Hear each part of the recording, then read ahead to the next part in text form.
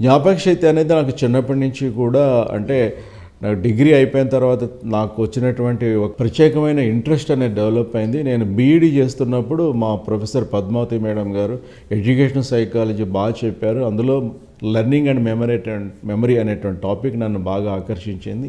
ఆ తర్వాత దాని మీద చాలా కృషి చేశాను, చాలా పుస్తకాలు చదివాను.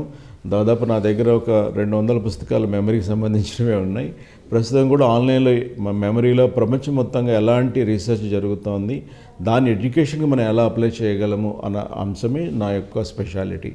సో మెమరీ స్కిల్స్ని అకాడమిక్గా మనం ఎలా ఉపయోగించుకోవాలి, మెమరీ స్కిల్స్ని బిజినెస్ చేసేవాళ్ళు ఎలా ఉపయోగించుకోవాలి, ఇవన్నీ కూడా ప్రత్యేకమైనటువంటి మాడ్యూల్స్ తయారు చేసి వాళ్ళకి ట్రైనింగ్ ఇవ్వడం అనేది జరుగుతుంది. కాబట్టి మెమరీ అన్నది నాకు స్వతహాగా ఒక హాబీలాగా అయింది. స్టార్ట్ చేశాను. తర్వాత కరోనా తర్వాత నుంచి నేను దాని మీద కంప్లీట్గా వర్క్షాప్స్ కూడా నేను కండక్ట్ చేస్తున్నాను.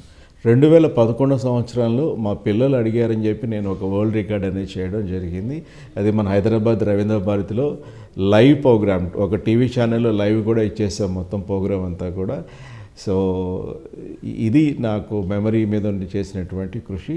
దాదాపు ఒక 50,000 మంది దాకా కూడా నా దగ్గర ఈ మెమరీకి సంబంధించినటువంటి స్టడీస్కి సంబంధించినటువంటి శిక్షణ తీసుకుని ఉన్నారు.